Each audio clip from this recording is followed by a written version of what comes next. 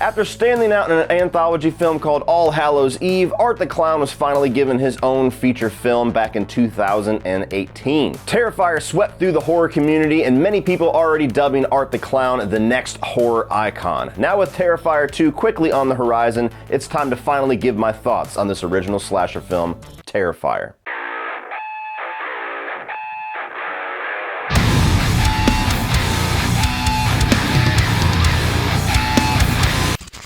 What's up everybody, and welcome to my review of 2018's Terrifier. Now I know I'm behind the clock quite a bit on this film, but I'm about to head to Fantastic Fest in a couple of days in Austin, Texas, where they're going to be debuting Terrifier 2, and so I figured this is the best time, if any, to go ahead and give my thoughts on the first film before you guys get my early review next week of Terrifier 2. Now, when this film first came out, the circles that I rolled in, a Facebook group that I was a part of at the time, seriously overhyped the living hell out of this film. I mean, you would have thought this was like the Godfather 2 of horror films whenever it came out with all the reception.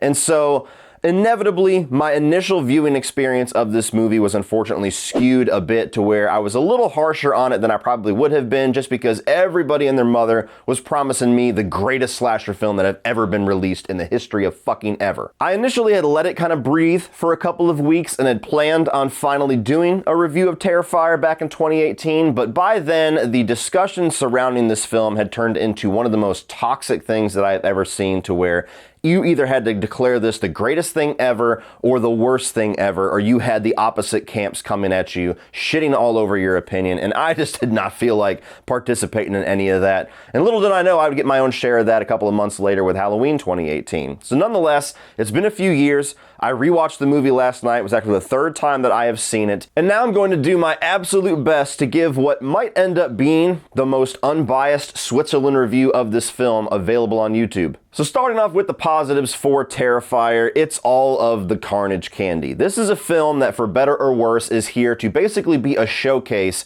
of the special effects, the gore, and the character of Art the Clown and what he can bring to the slasher genre. In a lot of ways, the film is structured very much as kind of like a proof of concept, and I'm eternally curious how that concept is eventually going to be proven in this 2.5-hour Terrifier 2 that I'm going to see here in less than a week. But this first film is essentially a collection of kill scenes. It's a collection of characters that are brought in for Art the Clown to have his way with and dispatch in a lot of really nasty, bloody ways.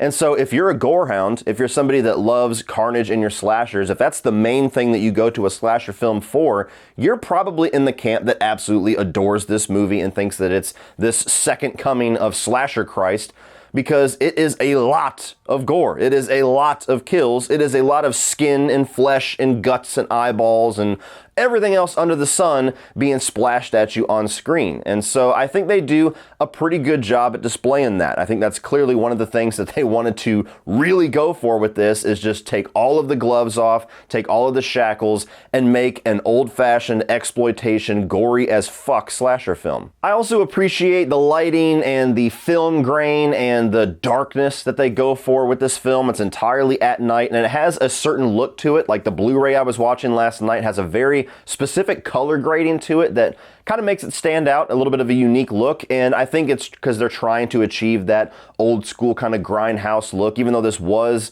filmed in 2018, you could put a little bit of film grain on there and put a little bit of a throwback look to it, and it does look like it would fit very comfortably within like the 70s and the 80s, and a film that you would only see on the VHS shelves of some dark corner of the video store. And I think for the tone and the style of film that they're trying to make here, especially with the character of Art the Clown and what kind of a slasher villain he is, that direction does add to what they're going for. I don't think Art the Clown would make sense in a movie that looks pristine and looks crystal clear and 4K. It just doesn't make sense for what they're going for. So that throwback kind of dirty look they achieve with the tone as well as the way that they're shooting the film. I also like the score as well. It's not like a really prominent score or a dominant score. It's not something you're going to walk away and sit and listen to on a soundtrack, but I think, again, for that throwback vibe that they're going for, there's a bit of an electronic feel to it somewhat. I would imagine that Terrifier 2 is probably going to try to add some elements in there, try to give Art the Clown his own like signature sound. All the best slasher villains have that, have some kind of an iconic soundtrack. You got Halloween, you got Nightmare on Elm Street. This isn't quite that, but it has the potential to become that. And so,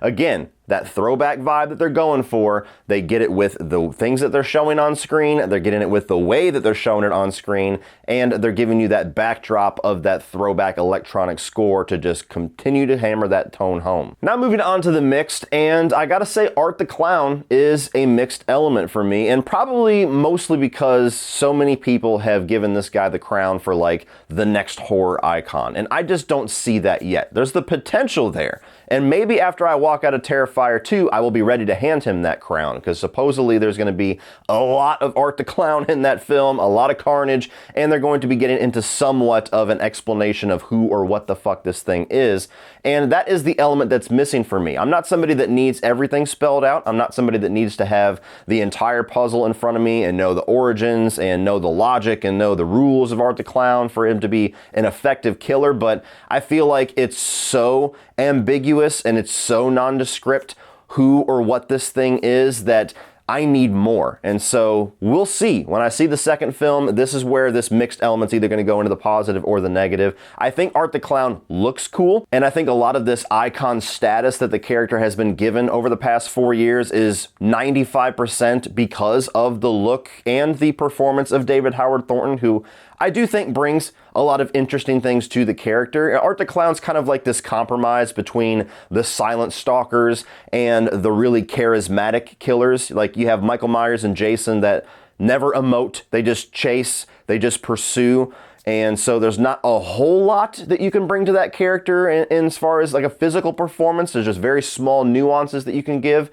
And then you have characters like Freddy and Chucky, who tend to be my favorites, that are just loud, boisterous, and charismatic, and you get one-liners, you get really fucked up things that are out of their mouth that just adds to kind of the nasty nature of the character. And Art the Clown is right there in the middle of both of those, to where he's a mime, he doesn't talk, but he has like physical expression, he has smiles, and he has these things that he does with his hands, and so he does as much as he can to kind of bring some personality and to bring some physical expression to the character without uttering a single word. And so there's things about that that I like, there's things about that that I wish that there could be more, but it is an interesting compromise between those two villains, and I think Art the Clown has a lot of potential. That's the biggest thing that I can say about him. Anytime anybody asks me, what do you think of Art the Clown? I'm like, there's potential. There's potential there. He could become a horror icon that stacks up with Ghostface and Leatherface and all of them, or he could be somebody that I say, it looks cool, but that's about it. And we have to see the second film before I can tell you 100% where I land on that. As far as what this film brings to him, though, he's a villain that's essentially just given carte blanche to kill people however he wants, whenever he wants, and as gruesome as he wants. Like I said, this is like a collection of kill scenes. It's like a proof of concept. It's a showcase of, look how fucking cool this character is, and look how much he really can fuck people up. That's essentially what Terrifier is to me. And so when you let Art the Clown loose, you get some creepy scenes where he's, staring at a girl inside of a pizza shop and then does the little smile thing. You get some creepy scenes where you turn around and he's right there holding a couple of scalpels and doing this and he's covered in blood. You get some interesting character work in there of some really dark humor where the chick takes a selfie with him and then later on when she's split in half, he takes a selfie with her again. Like there's elements to him that I think there's a lot of things there that I like. There's a lot of things that I want to see more of. And at the same time, for me, there's just not enough of a description of this character, a description of its motives, a description of its origins, for me to really get invested in Art the Clown. There's so many questions that I have about where did this thing come from? Is it a person? Is it a thing? Obviously, there's something supernatural going on there, being the fact that it blows its own head off at the end and still lives. What is the point? What is it trying to do? Is it just randomly walk out at night, pick a couple of people, and then move on? Like, it's just such a small amount of information given on this character that some people might love that. Some people probably love the ambiguous nature and love the lack of answers and love that it's just a thing that kills and that's all you need to know. For me personally, I just need a little bit more out of my characters, out of my killers, out of my horror icons. And so, again, that's the biggest thing. It's just kind of, it's up in the air. We'll find out in a week. And the other mixed element that I have with this film is that it is absolutely brutally relentless. Now, again, on one hand, I like slashers to be brutal. I like a lot of kills. I like it when it's kind of unforgiving. But when that's essentially all the movie is giving me, where there's just no hope whatsoever, there's no hope for any of these characters, either the one character that you're actually somewhat given a bit of a journey with, that is framed as the protagonist of the movie, is only there for half the film, and the other character that comes up to be your protagonist for the second half of the film, they pretty much let you know in the opening credits that she gets fucked up beyond belief. There's not really a lot to invest yourself in there as far as character journeys, or as far as whether or not we're going to escape this situation or how we're going to defeat Art the Clown. It's just, let's watch this guy be brutal as fuck to all these people for 90 minutes. And I just need a little bit more than that. I appreciate the brutality. I appreciate the boldness and the balls of let's just fuck people up and really showcase some kills. And there's a bit of that I can get into depending on my mood. But traditionally, I need more from my films.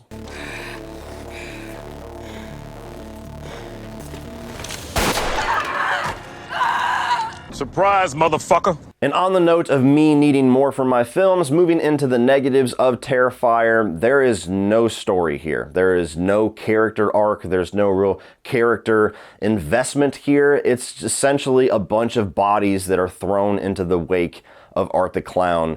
And again, I feel like I'm kind of repeating myself here, but I just need more. I need more from my slasher films. I need more from my horror films. Are there movies that I can watch and appreciate that don't go for story and characters and it's just about the kills and the carnage? Sure. Are there films that I have watched from decades past that have that same approach that I like more than this film?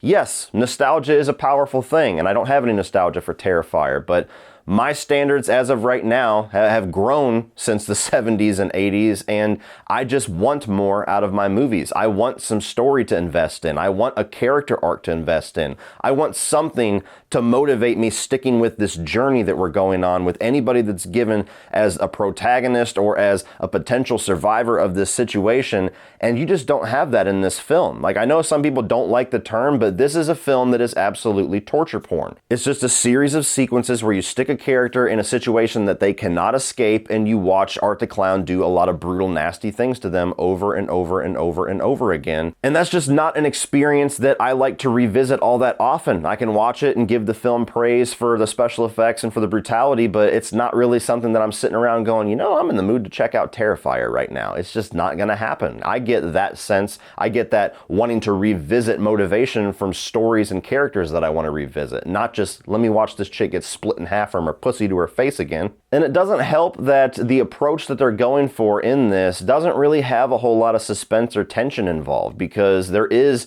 such a hopelessness to the film and such a wash, rinse, repeat nature to just sticking random character in his wake and then eventually trying to see what nasty thing is going to come out the other end, that there's not really any point in the movie where you're really invested on somebody's potential escape, or you're sitting there at the edge of your seat wondering when Art the Clown's going to come out, because you just know it's going to come at some point. And even sequences where they're trying to elicit a bit of suspense and a bit of tension, like when the main character for the first half of the film is running away from Art and hiding between cars, it's done so sloppily to where she's like standing next to the car, sticking her head out in full view while Art's out there, and there's such a supernatural edge to the character that you kind of just feel like he knows where everybody is at any point in time anyway, that I don't get any suspense from that sequence. I'm just sitting there watching it going, okay, when's he gonna fucking stab her? And being that no character has any form of an arc, and being that no character is put in a position to where they can potentially triumph over this situation,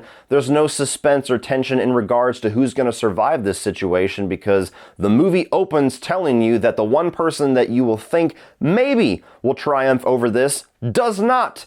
And so all throughout the movie, as soon as the main chick is killed off with that fucking gunshot to the face 7 times, you know nobody else has a chance in hell, because nobody else has had any screen time whatsoever. So if they come in, they're going to be killed within the next 3 minutes. Even the films that seem to have throwaway, just body count characters, like most, if not all, of the Friday the 13th films, at least they give you somewhat of an opening with some story, with some character relationships, with something tangible about those characters to grab a hold of, and there's still somewhat of a mystery of who's going to survive, who's going to be the final girl. And Terrifier just kind of reverses that and goes against the grain, I think intentionally. And so those core elements to a slasher film are kind of defunct. They're kind of removed from the film purposefully, and I don't know, it just makes Terrifier a very odd experience for me. And so at the end of the day, this is a film that I am very much planted firmly in the middle of the heated debate. I understand those that just love the brutal nature and love the relentless nature and just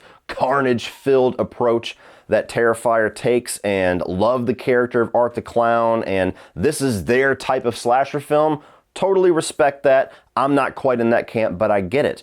And I totally understand those that watch this that absolutely despise it, that think that it's despicable, that thinks that it's a very low-hanging fruit, that there's not really anything of artistic merit here aside from blood and guts. I kind of understand that too. And again, I'm not completely in that camp, but I at least get it. I'm somebody that watches this and goes, okay, I get what you're going for. I appreciate what you're going for. I think you achieved everything that you're going for, but what you set out to do is not 100% a movie that appeals to me. And I can't think of another movie where I've been so firmly planted in the middle, where I'm so mixed on how I feel about it and things that I like and dislike, that I'm so much anticipating the sequel and the follow-up, because that's going to be the tipping point for me. That's going to be where I can firmly plant my flag on where I land on Terrifier and Art the Clown. I'm either going to love the sequel and think this is so crazy and insane that I just can't wait to see more, and I love how brutal this character is, or it's just going to give me more of what I don't like about this film, and I'm just going to have to respectfully say, Terrifier,